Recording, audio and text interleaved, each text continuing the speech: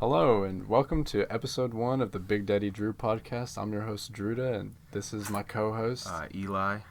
And this podcast is going to be all about music. It's something we're both really passionate about. It's something that we just want to spread to the world. And, I mean, what do you think about that? Something we're both very passionate about. People want to listen to us, what we have to say. I would hope so.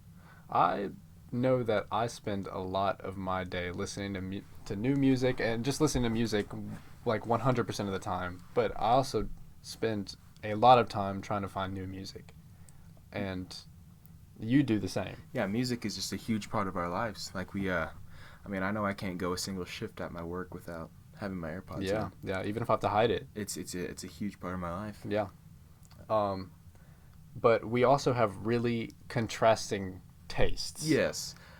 You have a very kind of vintage taste, I would say, when it comes to music. Yeah. Kind of older stuff, and you know a lot of newer stuff too, but you're very big on things like folk, which is just very contrasting what I do. I'm very much into hip hop. Yeah. You could say that I have more of a modern taste. When it comes to things, I'm more updated on the music situation. Mm-hmm. I really like a lot of modern stuff, and I really, really like hip hop. It's probably, it might just be my favorite genre, but I'm a lot newer to it. Yeah. Right. So, I only started listening to hip hop in the past 3 years, really. It just took me a really long time to kind of introduce myself to it. It's not something I really grew up with, so I kind of approach it with this no nostalgia, but I still really, really like it. Yeah, when I started growing up, developing my own music taste, I've always been around hip hop, and that's just something that's grown with me. And I've gone around Black Eyed Peas and Kid Cudi. That's kind of from my generation of growing up. Mm-hmm. They've stuck with me just about my entire life. But I also do love things like alternative rock, and in the early 2000s, 90s, alternative rock scene was very, very interesting to me. Yeah, I love that generation. Me too. Yeah, I grew up with the Beatles. Yeah. You know what I mean?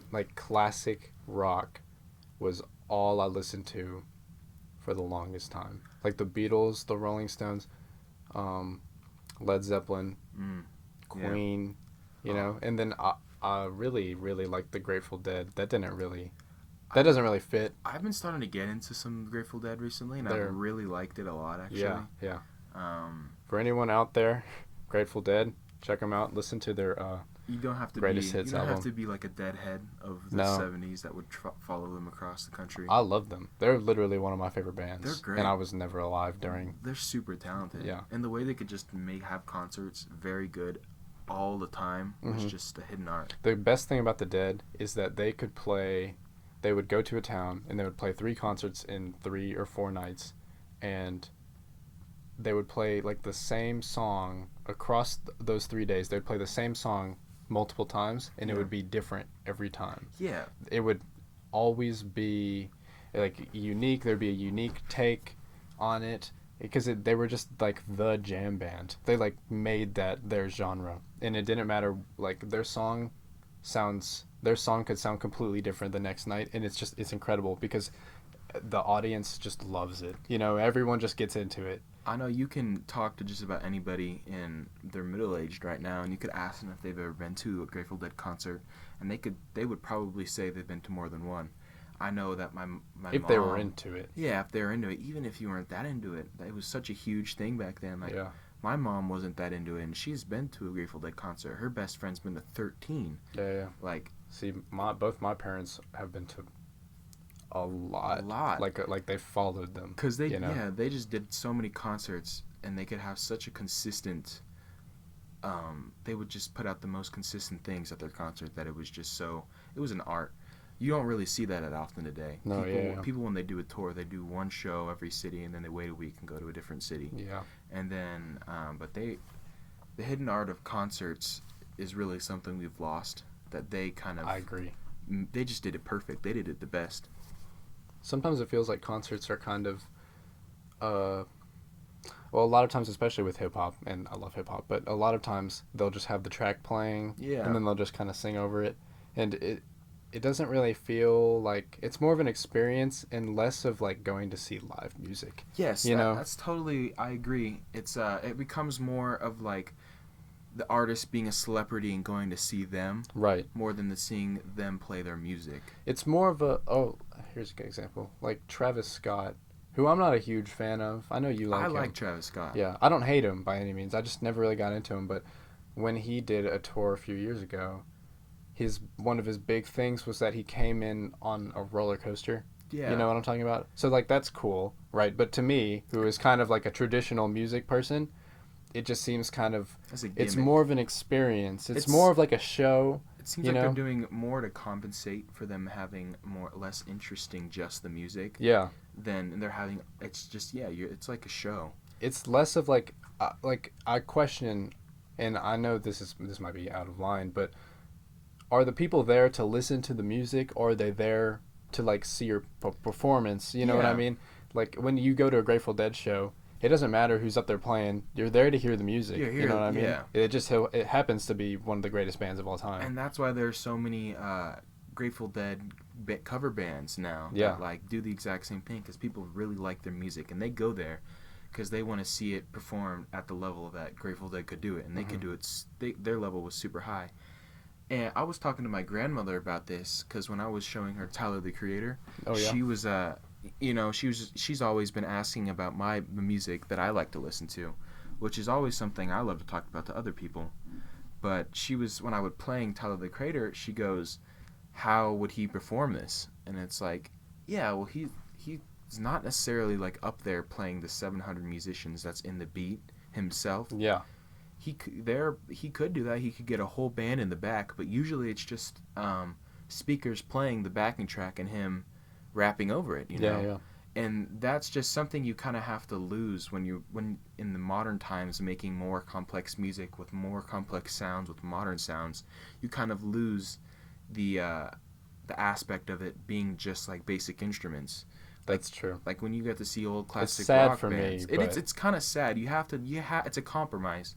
To get more modern complex music, you kind of lose the live aspect to it. However, I don't know if do you know what the Tiny Desk concert thing is? Yeah. On NPR? I really like that. Yeah, so Tyler the Creator did have one, and I saw that. And I'm not a huge Tyler the Creator fan. Like, I like him, you know? But I saw his live performance, and I thought it was really good.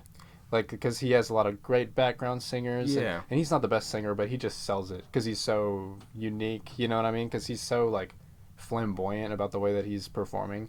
It doesn't really matter that he's not, like, the best singer. He just, like, makes it interesting all the time. He's such an interesting person. But, like,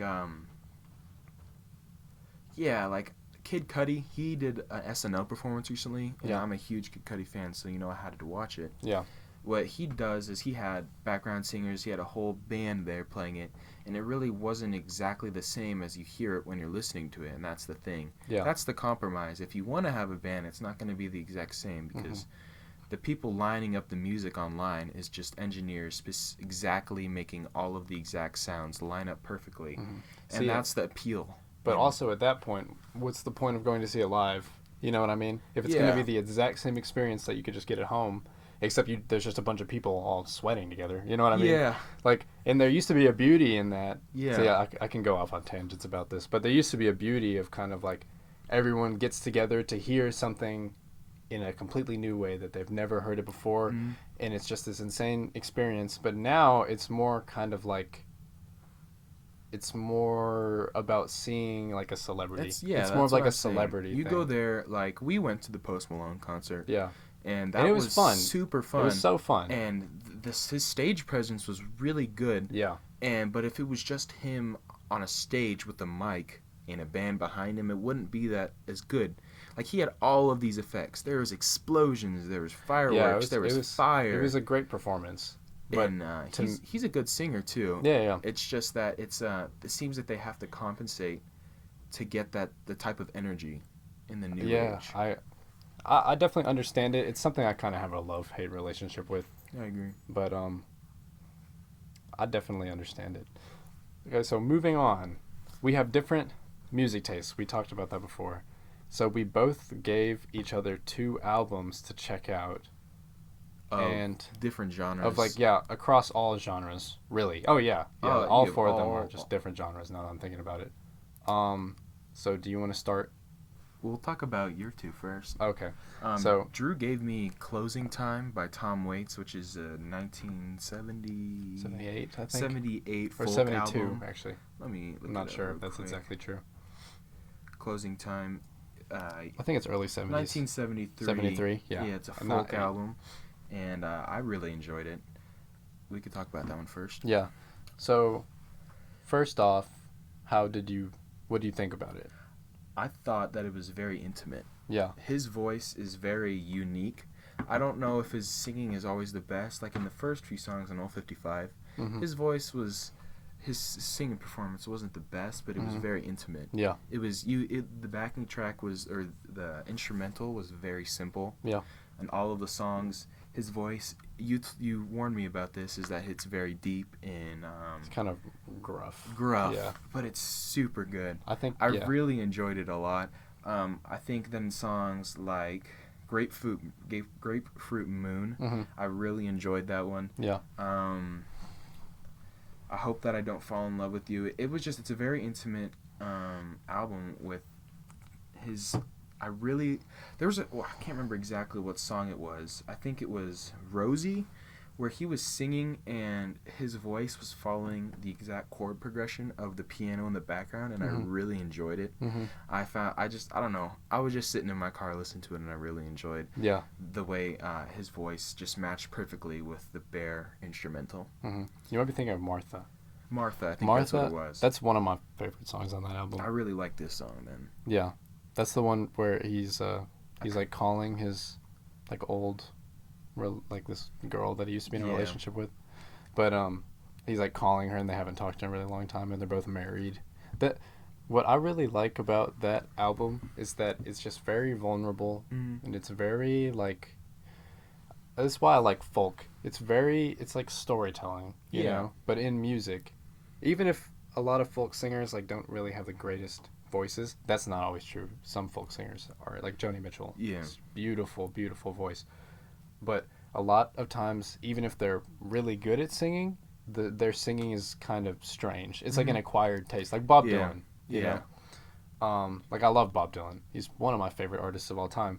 But a lot of people are kind of behind this barrier of like not liking his voice, so they don't like his music.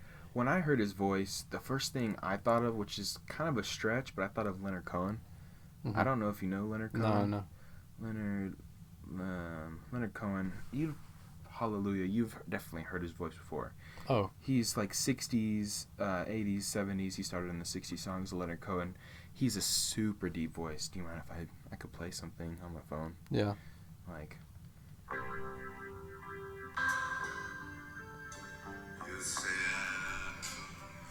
He's a super deep voice. Oh yeah. And the whole kind of point of it is that like, it's kind of strange, but I really like Leonard Cohen. I felt that deep voice, very gruff, as you called it, in that album, and I really enjoyed it. I saw the comparison. But I'm not really into folk. I saw Bob Dylan in concert, and if I can be honest, it was one of the worst concerts I've seen in my life, because it's like 4 hours of him playing like Bob Dylan doing his thing, and it was just not that riveting. Sometimes his concerts are really, really good, and sometimes they're really bad. Like, I do have to say, like, it was painfully boring, but I left. You might have been too young. Maybe I was too young to really appreciate it, but like I do really like that. If Tom Waits, I'm sure he went on tour when he released this album. He might have not have. I'm sure he did. But it's definitely, I'm sure he did, just like most artists. But I definitely think that it'd be great to hear live. Because the instrumentals are very well and he's done. He's a fantastic piano player, too. He's doing the piano on those. Oh. And that, I can only imagine, who did I see? I don't want to get that wrong.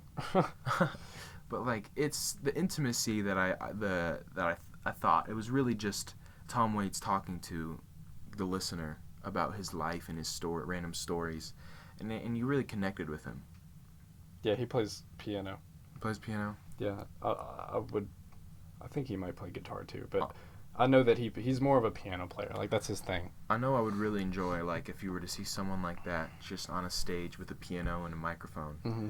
Just that's an unforgettable performance. Yeah. I would think so. Every song on that album is super unique. Mm-hmm. They all tell their own story. Like, Old 55 is like, oh, he's leaving.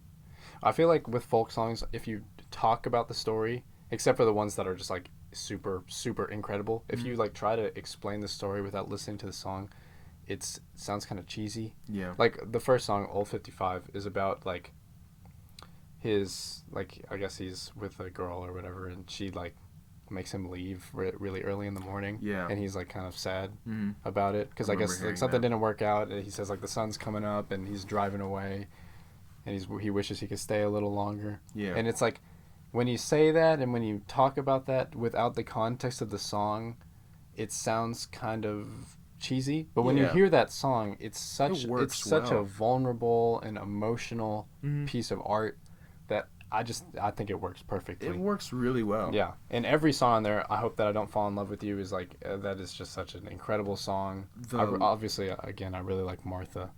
The lullaby one. Wow, what's it called? Let me look at it. Little Trip to Heaven. Midnight Lullaby. Oh yeah. Was definitely a lullaby. He definitely, like, I could fall asleep to that every night. Yeah.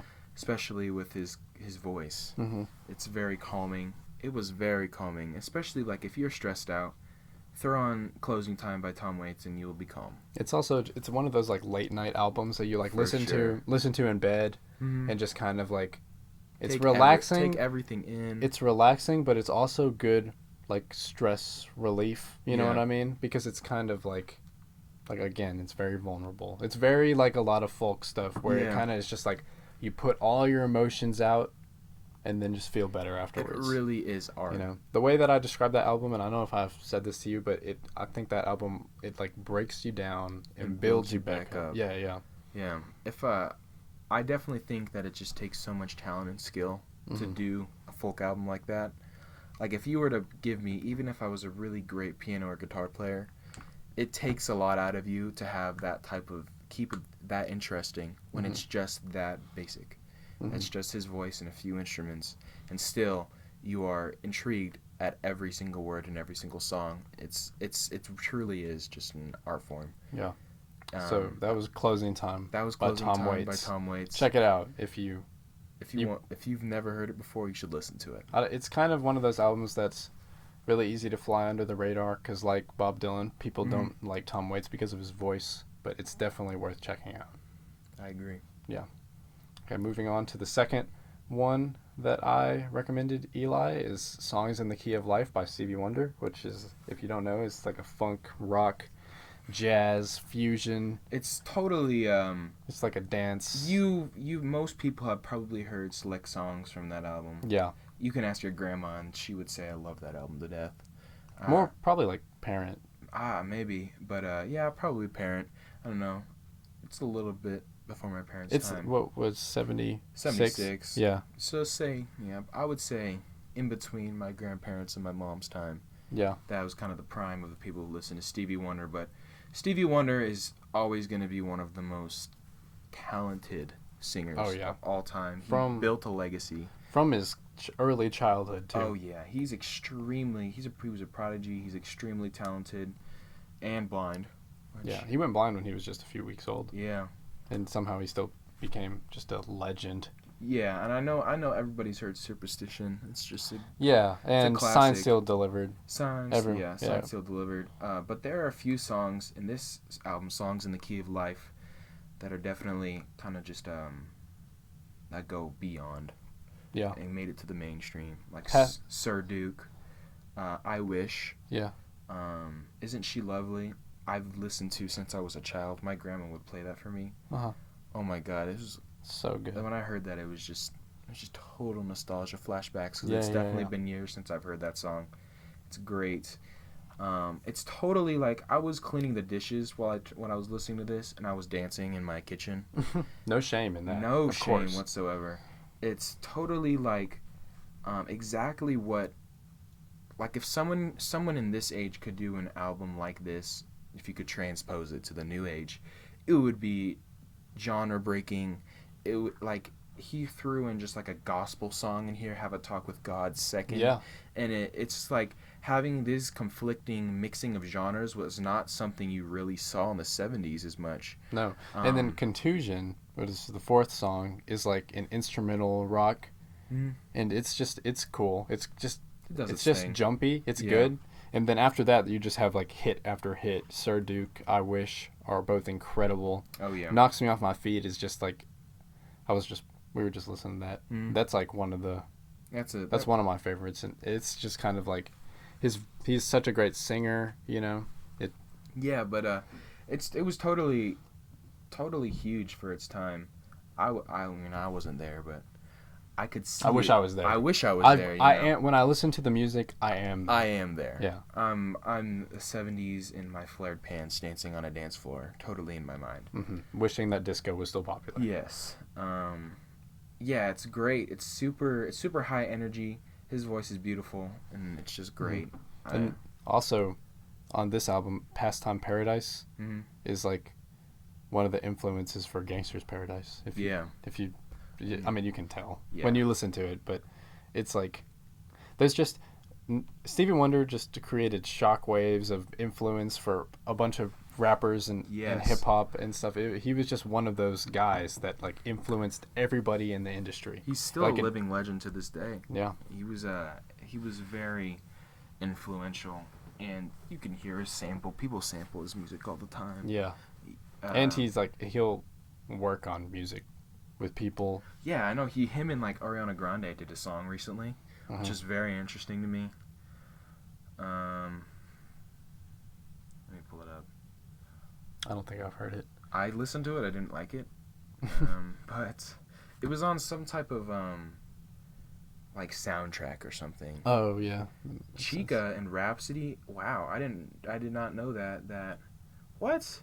He released a song in 2020 with Rhapsody, Corday, Chica, and Busta Rhymes. Oh wow. Which I don't. And Busta Rhymes is you might I know know him, but yeah. like Chica is new, Corday is new, Rhapsody. You would like Rhapsody. She's great. She's total Lauryn Hill. Like, really? And you love Lauryn Hill. Yeah.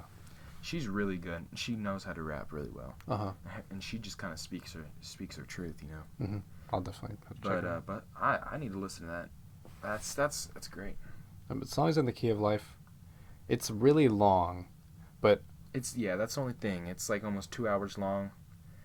You don't have to listen to the whole thing from start to finish. It's not like a concept album where it's more of just a collection of really great songs. Yeah. And I think the order does matter, really. Mm-hmm. I think with most albums the order matters. Yeah. But because the first song on that album is just such a great introduction, and it's like a gospel, like, you know, there's like a choir basically in the background. It's a magical song. It is so good. It's very captivating, and then totally hooks you in. Yeah. And I got stuck on that song. That's what an intro needs to do, because if you start an album and you just hear an intro and it's all right, you kind of don't want to listen to it again. Yeah. That totally sets the tone for an entire album. If you start an album and the intro is a good song and you're re-listening the intro over and over again, that's kind of the sign that it's going to be top tier. Yeah, or at least the rest of the album is going to stick with you. You know what I mean? Yeah, or they could have just put their best song at first, and that's a shame, but they don't usually do that. I was stuck on when I first listened to Songs in the Key of Life, which I've been listening to my entire life, but when I first sat down and listened to the album just front to back, I got stuck on the first song, Love's in Need of Love Today. I got stuck on that song for like a few days at least. Like I just listened to that song over and over and over again. It's really great. Yeah. Yeah. Do you want to like give a rating for albums? We can. Do you just want to do out of 10 or out of 5? You could do out of 10. We could make it precise. Uh-huh. What would you give Closing Time by Tom Waits? Well, that is one of my favorite. It's like in my top 5 albums of all time. Oh, so wow. For me, I would probably give it a 9 or a 10. 9 or a 10? Yeah. It would definitely take a little bit more listening for me, because I've only listened a few times. It's one of those albums you need to go back to and listen to. And that's just a like lot. All music. Yeah, but sometimes there's different albums that need it more than others. I think with folk you can get a lot more out of it on subsequent listening. Yeah. Because it's telling a story. You like pick up on more and more of the story and like little details, and it's just like it's like almost like you're painting a picture. This is what I think about Bob Dylan. Whenever I listen, there's an album called Blood on the Tracks. It's his best album, in my opinion. But every time I listen to those songs, it's like you're painting a picture, and every time you listen to the song again, you paint more and more of the picture until it becomes what it's supposed to be. Yeah. You know, it's like you don't really get it on the first time. When you listen to a song like one of my favorite Bob Dylan songs is called Boots of Spanish Leather. Mm-hmm. When you listen to that song for the first time, you get the idea, but it's like maybe about 25%. You know what I mean? And you listen to it a few more times over and over again in the right mood, and all of a sudden it just develops a whole new meaning. And it's things like that and then you hear some type of instrumental change in the song, and it just goes, just a little motif or something that goes under your head. And then once you hear the lyrics, and then you hear that motif corresponded to the tone of the song, the more you listen to it, that's my favorite part of music sometimes. When people spend a lot of time on the instrumental just as much as the lyrics, and when they correspond and have a theme that like works together, because like the instrumental music part can tell a story just as much as lyrics sometimes, and when they match together, it's incredible. And that's something that I think folk does well, because it's kind of bare, but like you can totally set a tone with the instrumental immediately. Yeah. I would give probably Closing Time with Tom Waits a 7 out of 10 right now, and I would say the more I listen to it, it'd probably get higher. And that's really most music. These, of course, any rating is just going to be subjective. Of course, yeah. All opinions are subjective. All of music is subjective. Back to Songs in the Key of Life. If I were to give that a rating, I really enjoyed that one. I would give it like an 8 out of 10. I think I would also give it an 8. If it was short, if it was more concise, maybe higher. Because like I think if you've got to take all parts of an album to make your opinion on it. Yeah.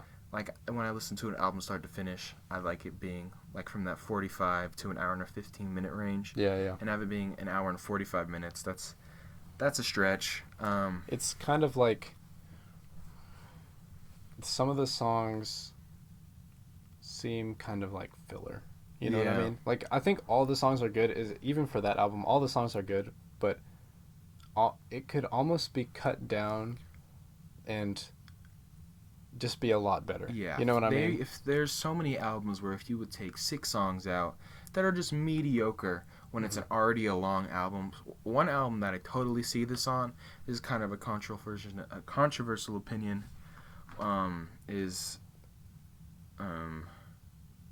Man, what's the name of it? Hold on. Who's it by? Man, I'm having a brain fart. Oh.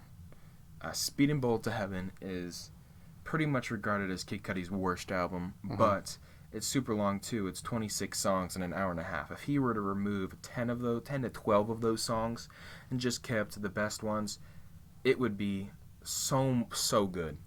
It's literally that like 60% of the album is filler crap. Yeah.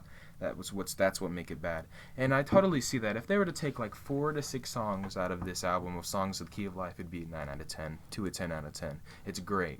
I really like it. It's just it's a little long. I think that for me as well, or what was I going to say? A lot of rappers, I don't know why I started with that, but a lot of rappers are like encouraged to have more songs. Yeah. You know, because they like get paid more. So that you have a bunch of filler stuff in the album. So I think for me, you can kind of see through that really fast. Yes. You can see when there's the hit songs, the songs that are really well written and really well put together. They spent more time on them. Yeah.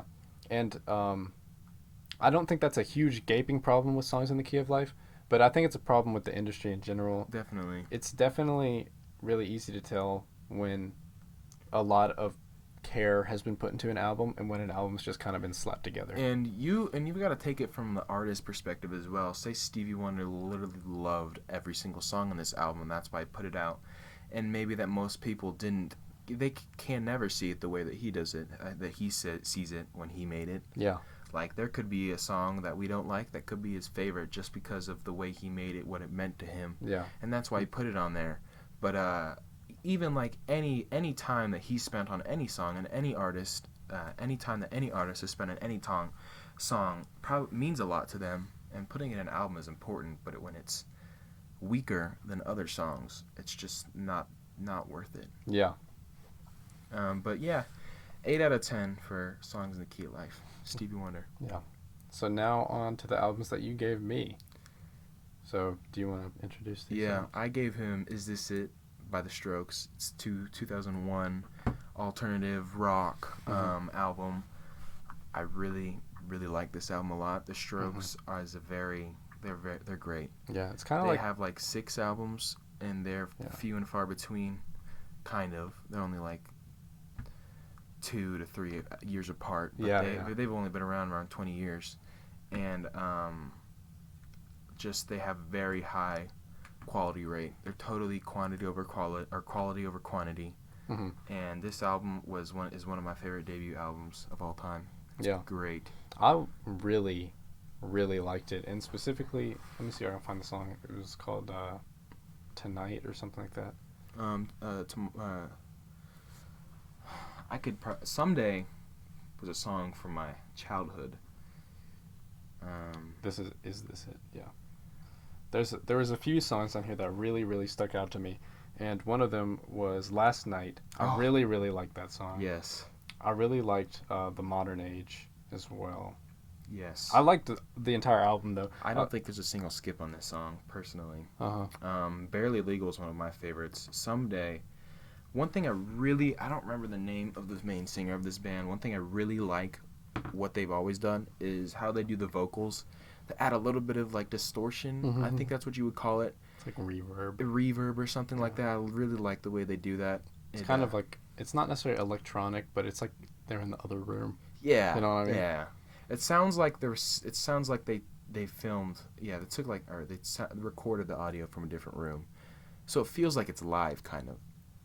I don't know if that's a way I would describe it, but I know what you're talking about. Yeah. And it's a lot of times that's not really a style I really enjoy, but I thought that it worked really well for this album. It works really well for the Strokes, is what I think. Yeah.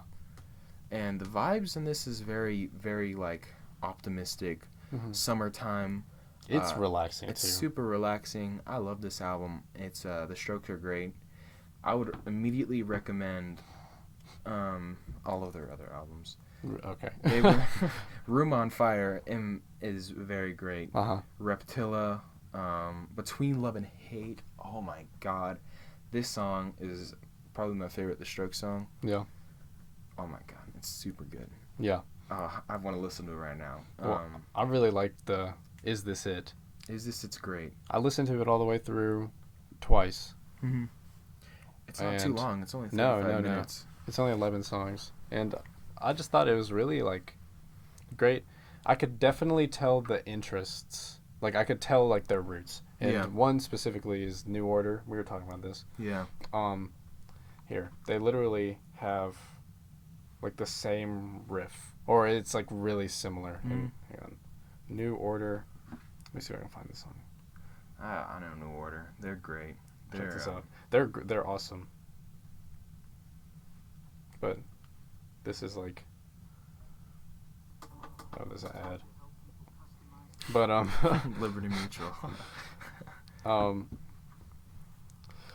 Yeah, but New Order, I could tell that they were a root. I also thought that Vampire Weekend was kind of similar. And I think. See, you hear that? Yes. This is literally, like it's like sampled on the Strokes. So that part, that song in particular, it was just really. I think they're British, right? No, I thought they're from New York. They're from New York. I'm wrong. I'm thinking of Radiohead. They sound like a lot of British bands, like the Arctic Monkeys. Yeah, Arctic Monkeys. Yeah. I really enjoy this album a lot. It's great. The vibes on it are just super good to me. It always puts me in a good mood. Like you said, I just thought it was exciting. Yeah. You know, especially for like an alternative rock thing. It wasn't like overtly like edgy or anything. No, you know, and that's not usually something I can really listen to. And I think the singing, the singer, what's his name, whatever his name is, he's great. He's not perfect or anything, but he's a good singer. He's good enough. Yeah. His vocal inflections are very well when he gets emotional, kind of, or puts a lot of energy into it. It comes off high energy, and I really like it a lot. Yeah. The first song also, like Get Back to Your Apartment. Yeah. You know, I thought that was really good. It's just a good that song had like a really nice flow. Yeah. You know, like he kind of just keeps going, and I Mhm. thought it was a really good introduction. I- And I've been in alternative rock. I think I'm more of it into more into it than you are. definitely. It's a genre that I really like. It's kind of building off of the classic rock, just making it more modern, and you know, early Yeah. 2000s a great era for it. Although there were some throwaway names. Yeah. But It man, is kind of oversaturated sometimes. who did the Shrek song? Smash, Smash Mouth? Mouth. That was the 90s. Okay, it's kind of around the same. That's era. when they were popular in like the 90s. Yeah, Mouthwash is good. Like Smashing Pumpkins. Everyone was smashing back Pumpkins. then. Oh, who did I see? Who was it? I never really got into that kind of. Man, Whenever I listen to punk, it's more like Sublime. I went to go see this dude. I keep on having a brain fart at his name, but the guitarist from Smashing Pumpkins was there with him, Oh, and it was just like he just like came out, and it's like, what the heck? Yeah. That dude's pretty cool too. What's his name? I'm not good It'll with come to names. me randomly. You know what I mean? Yeah, I'm not that into him either. My mom made me go, but I like his music. But it'll come to me, and then I'll think of it. Yeah. Overall, What would you rate that album? I would give it like a 9 out of 10. Yeah. Just personally for me, it's not perfect or anything, but I really enjoy it from start to finish. I think I'd probably give it like a 7. I really enjoyed it, but there's kind of a barrier for me with that genre where I just don't really love it. Connect with But it as I well. thought out of everything I've heard from that kind of like alternative rock, kind of electronic rock, that was a highlight. You know what I mean? yeah. Like I thought that was really good. But I've tried to get into Arctic Monkeys and stuff like that, and I just never really got into it. You might like Modest Mouse. He has a really weird voice. This is who I'm going to see in the fall. Let me play a song. They're just some like stoner dudes. They're great. They're funny. Yeah. Oh yeah. You've probably heard his voice, but like he has a really funny voice. And Yeah. This is another dude I like from the alternative rock scene. That's great. Yeah, early 2000s. Good news for people who love bad news. This is a great album. Yeah. I can't wait to go see him because his voice is so interesting. It's kind of like Talking Heads. Yeah. There, he's like, when you live in a house. Glasses fine. That's how he sings. He's just Yeah. real like flamboyant. Yeah. But yeah, Is This It by The Strokes? Give it a listen. Their new album, The New Abnormal, came out last year. I would honestly give that album put that as like a sequel to Is This It? Really? Yeah, because they didn't release an album. It's before New Abnormal since like 2013. Uh-huh. So it's kind of been long awaited. I don't know if it's their last album or anything, but New Abnormal, I would definitely give that a listen. Ode to the Mets. Oh my God, that song is really great. It has a very great climax. But I really love The Strokes. I'm kind of biased, but it's all right. I'd give it a 9 out of 10. Nothing wrong with being biased. Your Nothing opinion is your own. It's all subjective anyway. Yeah. The other song I gave Drew to listen to was Pinata by Freddie Gibbs. Album. What did I call You said it? song. Other album I gave Drew to listen to is Pinata by Freddie Gibbs. It's 2014 Coke rap. It's like a harder hip hop, but you can definitely tell there's like roots from like gangster rap, like classic rap. It's Freddie Gibbs has a great flow. It's executive produced, and like all the songs are produced by Madlib, which if you don't, he's a super big name in hip hop. I don't know if you know him, then Mad Villainy, which is the MF Doom album. He's a great producer. He's consistently made great hip hop instrumentals. They teamed up for this album. They teamed up again in 2019 for the sequel, Bandana. But this is a great coke rap. I love Freddie Gibbs' flow. It's just like, man, it was really impressive. Like, because I'd never heard him before, and I never heard that album before. But I thought that I could definitely tell that the talent was there. Yeah. Like, the writing was good. I thought that overall, I really liked it. But to me, that album, there was a few songs that I thought were awesome, and then some songs that just kind of I know what you're saying. lull. You know what I mean? Shitsville is a song. Yeah. The song's funny. I like that song. I like that song. High with Danny Brown. I don't know if you know who Danny Brown is. or heard of him before. Mm-hmm. He's super kind of experimental hip hop. Yeah, very I could tell experimental. on that song. He's you hear Danny Brown's voice, you know it's Danny Brown. Yeah. But he comes in with a lot of energy and high. You Favorite you song got on the Raekwon album, Raekwon, is great. from Wu-Tang. Yeah. My favorite song on the album is Pinata. Really? The name. It's just a cipher of Domogenesis, which is, I don't know if you know who Domogenesis is, you know, Odd Future? Yeah. Tyler, the Creator's group. Yeah. He's from Odd Future. Uh-huh. Domogenesis is probably kind of the underrated one. He's the only one that really kept making music other than the big three, Tyler, Earl, and Frank. Yeah. But Domogenesis has one album. I forgot exactly what it's called. That's really good. He's the only one that kept making music? He's the only one that kind of really was consistent with it, and kind of, he didn't blow up nearly as much as Earl, Frank, or Tyler, but Genesis, he got like Mac Miller and Anderson .Paak on it, and I love Mac Miller. Coming Back and Dapper are two great songs. I like Domogenesis a lot. Domogenesis is on Pinata twice, and he really does his thing. His verse on the song Pinata is not the best. I enjoyed it. Mm-hmm. I really enjoyed. In Casey Veggies, is he in Odd Future as well? I don't know. Let me look at all the artists. It's a cipher. It's like 7 minutes long. Yeah. I really enjoy the instrumental on it as well. But Mac Miller is on it. G Wiz, and there's like 3 people you don't really know. Yeah. G Wiz, Saluman, I've never heard of him before. Michi Darko, and Mac Miller's verse is alright too. But it's kind of a repetitive instrumental on Pinata. I love that song a lot. Yeah. I listen to it. They all do their thing. Yeah. And it's really enjoyable to me. Freddie Gibbs' flow is undefeated. I only listened to this album one time, but I did really like it. I don't know if very much stood out, like a specific song stood out, but I thought that the whole album was just really good. It's a solid kind of gangster rap album. I really liked, there was a lot of like references to stuff. Yeah. You know, like they talked about Boys in the Hood one time, which is one of my favorite movies.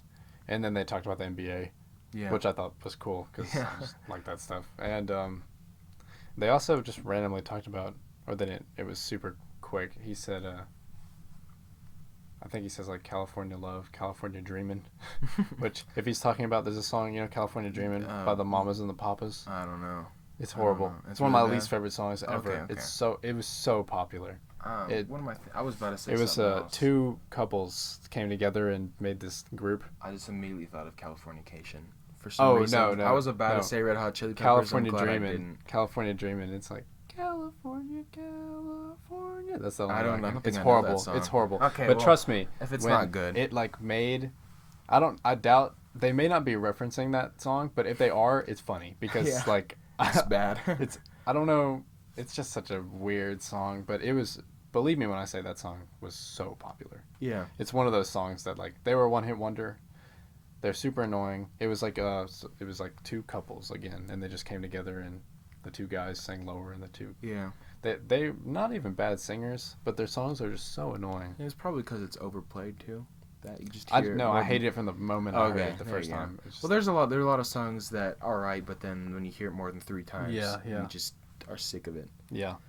Overall, Pinata was it's a solid coke rap album. He was a coke dealer. That's kind of when you say like coke rap, like isn't he from India? I don't know. I thought I saw that when I was reading his bio. If he is, that's really interesting. Let me look it up. Freddie. He knew. I mean, I was really impressed with his flow and his lyricism. I thought it worked really well. Indiana. There wasn't what? Indiana. What did I say? India? Yeah. He's not from India. He's not from India. He's Indianan. Well, I must have just read that wrong. That'd be cool if he was from India, though. Yeah. But like when I say coke rap, like those are just coke dealers. Yeah. I want another big name in coke rap is Pusha T. Yeah. Yeah, but I like Pusha T. I think Freddie Gibbs is a very Pusha T consistent. From his features. Yeah, he has a lot of features. He was in Runaway. He was in he's a few good songs. He has a consistent discography, the whole Pinata trilogy, Pinata, Bandana, and Alfredo, are 3 really great albums. Alfredo came out in 2020 with The Alchemist, which is another really big name in hip hop producers. I'm surprised Madlib didn't do the third one because he did Bandana. I don't like Bandana nearly as much as Pinata or Alfredo, but it's solid. Alfredo has just so many good beats. Like, I want you to listen to this. Oh, sorry. Once the actual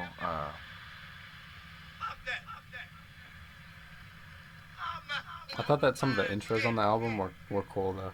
Yeah, the only thing is the skits on Pinata were not my favorite. I'm not a huge fan of like skits. Skits really have to be pretty good. A lot of times they're like on Lauryn Hill's album. Oh, they're great. When it's the classroom. Yeah. Every time. Or anytime it's them talking with the family. Oh, when they're talking about, and Daddy came in after doo-wop.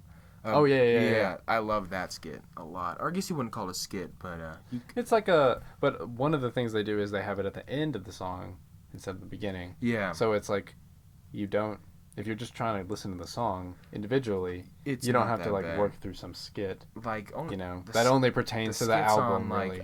Speed and Dolt to Heaven are cool, but they are so annoying. People will have like a skit between every song. It's just like it's just overdone. The thing about the Speeding Bull to Heaven is they got it's the old TV butt face Beavis and Butthead. Beavis and Butthead butt face. They got Beavis and Butthead to do like all the skits, and it's really cool. But they have it on like half the songs. Yeah. And it's just like ends up being like 15 minutes of you hearing Beavis and Butthead talk about tripping acid. It's so stupid. Here, I want you to listen. This beat is great. I didn't realize the intro thing was this long. Yeah. I would recommend you listening to Alfredo. You don't have to listen to Bandana that much. But Alfredo's great. Scotty Beam, Something to Rap About, Tyler Kitter's on that song. Babies and Fools. You would like Conway the Machine and Benny the Butcher are 2 kind of new names that are really good. Conway the Machine is on Babies and Fools. Skinny Suge. This is a great album. It's only 35 minutes as well. It's 10 songs. It's great. Yeah, Pinata wasn't that long. I think it's like 14 songs. Let me check. 17 songs. Yeah. It's a lot longer. I listened to it when I was at work. So. Oh yeah, and I really like the Earl Sweatshirt feature on Robes of this album as well. Yeah. He kind of does. All the features really do their thing. I think I need to probably listen to it a few more times. Yeah. I did really like it though. It's a lot of times when rap gets more aggressive, I can only hang with it for so long. I totally agree. You know what I mean? Because like, I just across all genres, the more aggressive something gets, the lower my tolerance is for it. Yeah. You know what I mean? Like I really like rock, but as it ventures into metal and the more metal it gets, the less I really want to listen like to it a lot. You know what I mean? And that's why this is a total different name. Throwing like Radiohead in there, which is one of my favorite bands. OK Computer is super chill. Yeah. Just about the entire album. Well, Pablo Honey is more rocky. Yeah. But some of it is really relaxing. The Benz is a more rocky album too. But like OK Computer, and Rainbows, I really like Kid A by Radiohead. That album is. I haven't really explored their discography. I'll make you do it sometime. I'll do it. But all the weird stuff about Radio Computer is compiled and then like times 10 into Kid A. So it's a little weird. I don't mind, but it's weird. super chill, like Idiosque. I don't know how you pronounce the name. Is great, but I know what you're saying. The more chill, the more you can listen to a certain kind of. Like Tom Waits, you can listen to that whole album pretty easily because it's chill. But if like to actually sit down and listen to it, it kind of takes an emotional toll. Yeah, you know what I mean. It's not like the Strokes album where you can listen to that at any time. Yeah, and just be okay. Yeah, you know what I mean. But like the Closing Time album, if you just have that on, it's like not background music, but it's also not like aggressive. You know what I mean? It's just really relaxing. And with Pinata, I think I always really like it. There's a time and a place for me to listen to aggressive rap. Like every once in a while, I throw on some Wu-Tang and I like it, but I can only listen to it for so long. Yeah. And I felt that with Pinata, but to kind of a lesser degree. Like, Yeah. I didn't think it was that in your face. Yeah.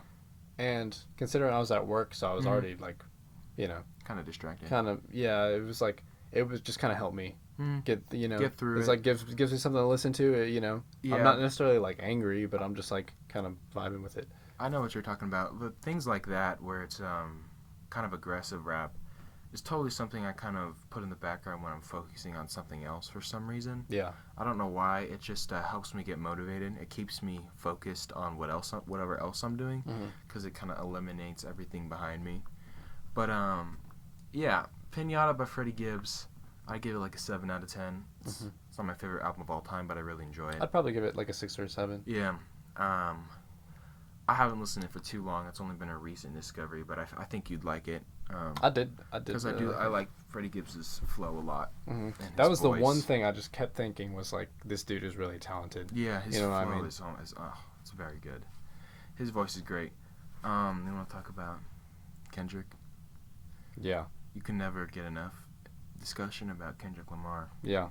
So, we were going to talk about something that we both really, really like, that we were already familiar with, and that's Kendrick Lamar, which pretty much everybody. Yeah, but he's is really familiar just with him. all the hype around him is well deserved because it's so good. Yeah, I agree. But I also think that a lot of times people don't really dig deep enough into his stuff to really understand why sure. he's so good. Anybody who puts J. Cole over Kendrick Lamar is an idiot.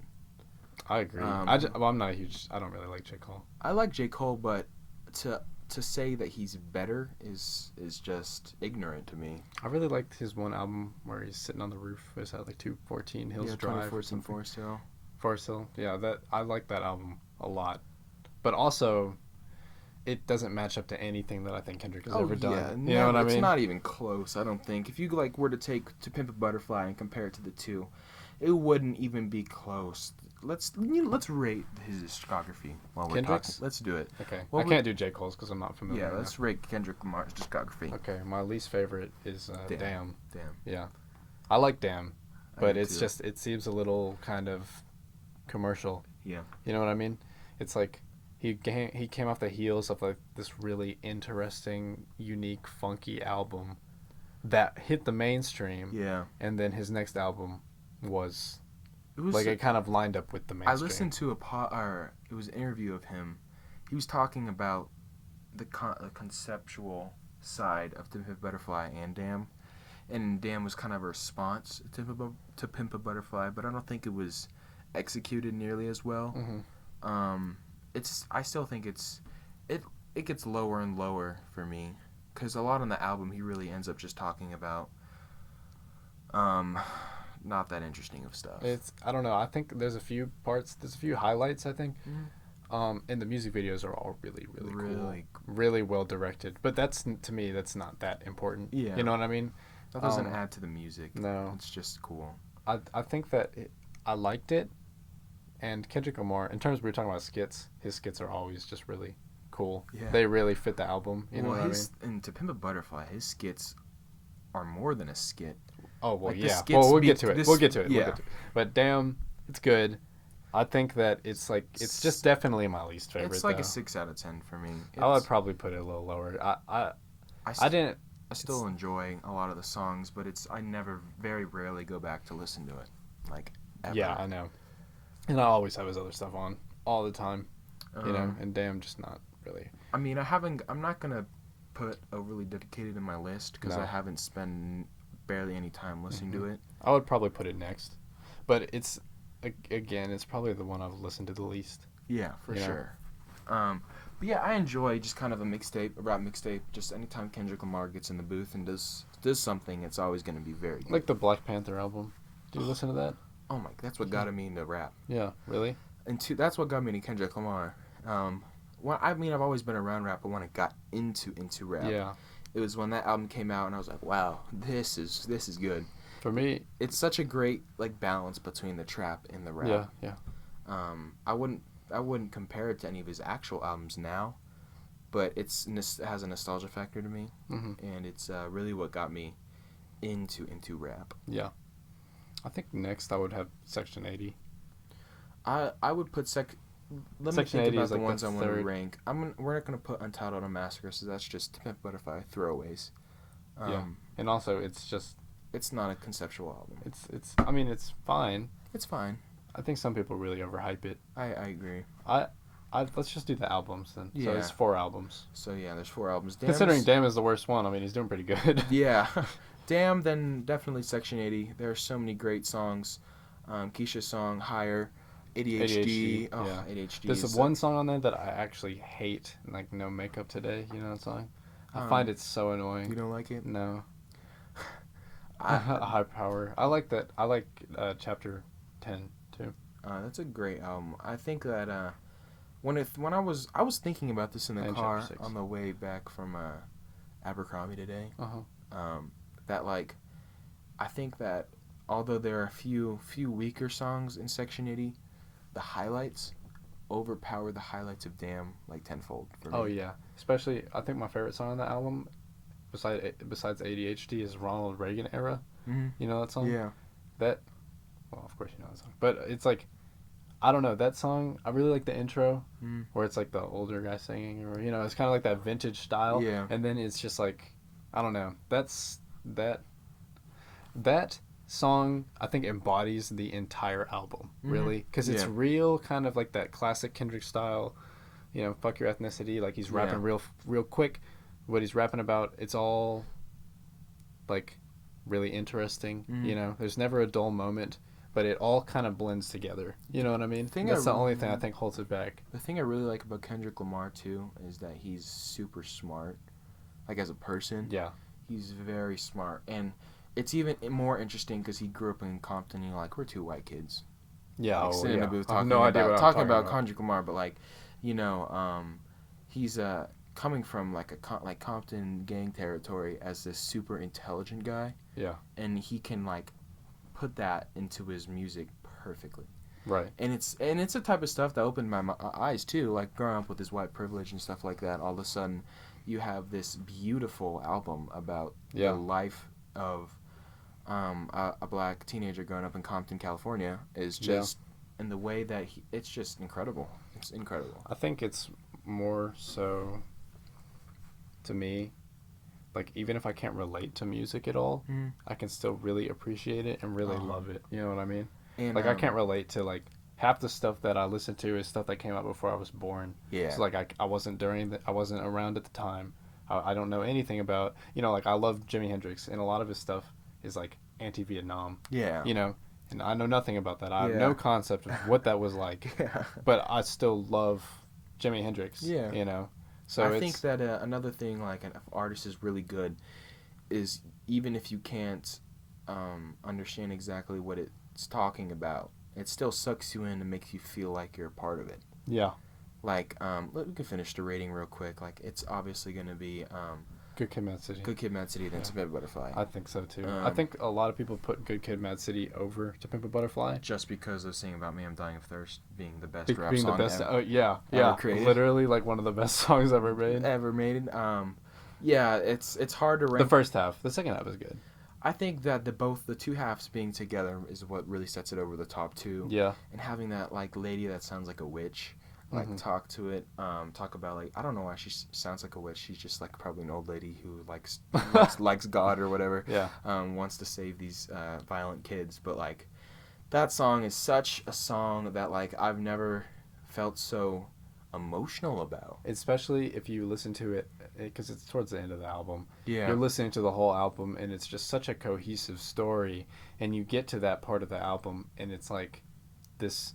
It, like, unleashes all the emotions at you. It's a journey. And then that song especially shows how talented he is. And it's 12 minutes. It's like almost like 13. 12 minutes of greatness. 12 minutes, but it doesn't feel like a 12. Like, if you were listening to a 12-minute song by, like, Kanye, it wouldn't be the same. Well, it's because a lot of times he kind of drags it out. I feel like that every minute of that track is like deserves to be there. Oh yeah. You know, like he's just constantly, there's no break. He's just rapping, and it's like, it's all, like, incredible. I don't really know, like, any artist who could get into the booth or in any, like, and any situation that could just make something that beautiful. Like, there's very few people who can do something like that. It is talent. It's It's crazy. total talent. And when I got Good Kid, Mad City on record, like, and I was able to play it, that's like the first thing I listened to, and it was just as much. Can I tell you my record player is broken right now? Oh. Because the needle, somehow when I was moving my stuff around in my room, it like got bent or something. Oh, jeez. And if I use it, it'll scratch my records, so Uh-huh. I just can't use it right now. I need to order a new one, That sucks. which is kind of sad.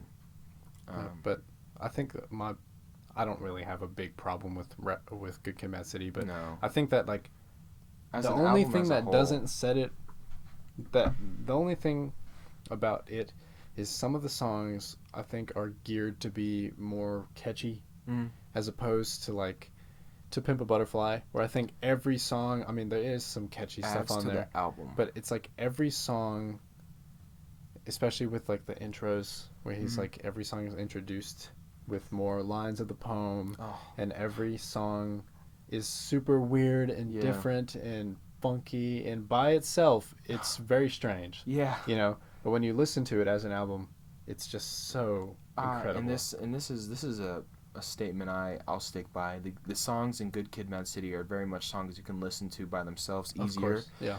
But as an album as a whole, To Pimp a Butterfly is just it's better. And that's kind of what I hold value in, is the album. Yeah, if you're going to talk about the album, that's better. If you're just a basic listener who doesn't really want to rate albums, I could totally see your argument how you like Good Kid, Mad City more. But like, I think that saying that it's objectively as an album, start to finish, better is just not true. It's a lot easier to go into Good Kid, Mad City and pick out songs that you want to hear. You know, like Swimming Pools and Recipe and Money Trees, Poetic Poetic Justice, and Mad City. Yeah, you know, I mean, they're all great songs. You know, they're all great songs. Yeah, that's a great song. But I think there's some kind of there's something different. It's not as cohesive. Something different about To Pimp a Butterfly that makes it just this masterpiece. It sets it apart from other things. It's just it's a story that, like, I don't know. It's the ending of Mortal Man. Yeah. Well, and like, the Mortal Man itself is also is gorgeous. Yeah.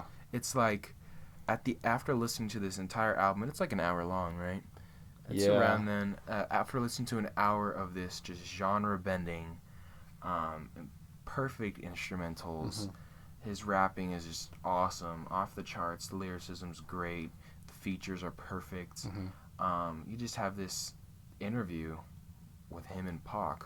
Yeah. After this beautiful introduction. Oh, and it's like nothing else. It's just like, it's emotional. It's really emotional. I also really like how he's it's mostly about like his internal struggle, and he's having these conversations with himself. Yeah. You know, or like with family members who are disappointed in him for kind of becoming disconnected with the community. It's just really interesting. Like You specifically, the song You. I was just about to say that. Like, the 3-song run from Institutionalized, These Walls, and You. Yeah. Is just like, it's a journey in of itself, and there's just like emotional climax in You, where you can just feel the pain, like that he's going through, and his like, you know, there's one part where he's like actually drinking. Yeah. You know, or that's the sound. Like, yeah. You know, it's like it's so easy to visualize because it's so well made. Oh, it's so good, and I love These Walls. That's my favorite song off the album by itself. Mine too. I think. It's besides just, Moral Man. Moral Man's my favorite. Yeah, it's just like bouncing. There are so many songs in that too that like you can listen by yourself. All right. I also really like Wesley's Theory. Oh yeah. You know, the beginning, the intro is just totally like, you feel like it sucks you in. Like you feel like you're going into something. I remember the first time I heard that though, because I'm usually not super into like, I like the older rap that's a little more raw. Yeah. So the first time I heard that and I started to listen to it and I heard him start to rap in this kind of like raspy, kind of like computerized way, I didn't really think the album was going to be for me. But then by the time I got to the end, I was like in a cold sweat. Yeah. Like, oh jeez. It truly is emotional. I don't know what it is, but like after listening to it from start to finish, I just I don't know, it really is emotional. Yeah. That's one of my favorite albums of all time. It's really just why that album is one of the best, in my opinion, of like all time across all genres. There are a few that sit up against it in like all genres. I think it's the best rap album of all time. I think so. Personally. Oh well, it's my second favorite, honestly.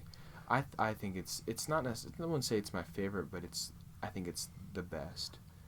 My favorite is just a weird pick, just because I like Kid Cudi.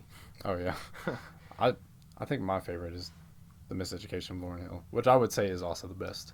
Well, oh yeah, I think that's really one of the only ones that's stand up against To Pimp a Butterfly. But they're so different. Yeah, you know, I think it's what's it's more what R&B. puts To Pimp a Not Butterfly, all of it is rap either. Yeah, you know what I mean? puts To Pimp a Butterfly above for me is it's just the production and the instrumentals are just so much better and so high quality, and that's a big part of it for me too. Is that like, well, it's like unfair that like Miseducation of Lauryn Hill came out in the 90s, in 99, and right, 99 or 97, one of the two. I think it was. I don't know. It was around then. It was around then. Like, you know, when you get newer, you can do more things, but like the jazz influence in the production is just impeccable. It's so good. That's really why it's like 98. 98. Okay, I was wrong in both picks. I wanted to say 98, but I didn't want to. It's all right. Which I think it's funny. You know why Lauryn Hill stopped rapping?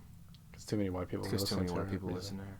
Hey, I mean, she came out and dropped like the greatest album of all time. Like, well, so. what are you gonna expect? Although it's like not made for white people whatsoever, but it's just that good. I just don't think music should be made for anyone. No, you know what I mean? I think that is kind of a conceited argument and opinion. Mm-hmm. That doesn't mean that I like the album any less. Yeah, you know, for sure. I think that like I'm just more open-minded, or not more open-minded than her, but I'm just saying that like in general, I just think that like art is art and it can be appreciated by anyone. You know. And then even if like, you know, like white people can't relate really, but like I can admit that I can't relate to it, but still that's exactly kind of what I was talking about too, is that like I cannot relate whatsoever to how Kendrick Lamar was raised, but in To Pimp a Butterfly, it just feels like I understand more. And he executes that in the music really well. And also, I think with music, a lot of times you draw your own meanings from it. Yeah. So, like, even if you can't relate to exactly what it's coming from. It's, like The Miseducation of Lauryn Hill. Mm-hmm. You know, like the song, The Miseducation of Lauryn Hill. Yeah. She's like, my world moves so fast today, the past just seems so far away. She's just kind of going through this, like, long, like, epic of, I don't know.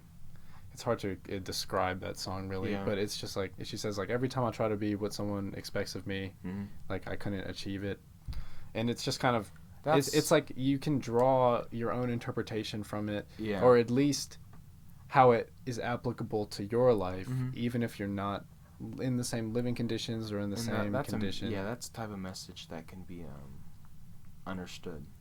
For anybody. That's beautiful.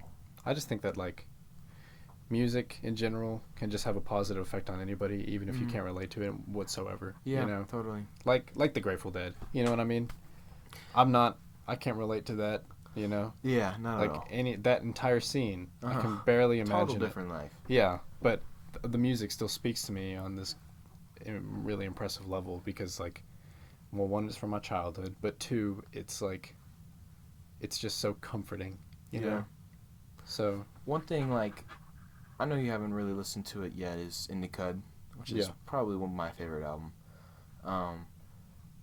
It's just so funny because Kid Cudi, he was definitely like the weird, quiet kid in high school. Yeah. And like the way he is now is that like he just talks about like him growing up and that across that album, and it's in random spots too. The album is nowhere near perfect.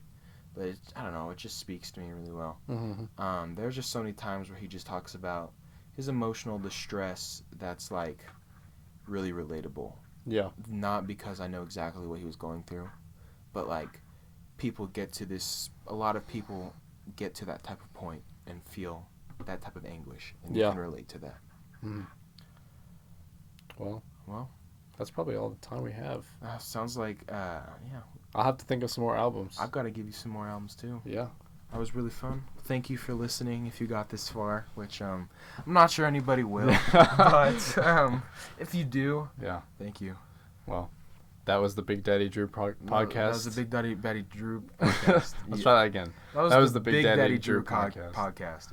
Yeah, with co-host Eli. Eli and Drewda. Yeah. Okay. Right, see you. Thanks so much.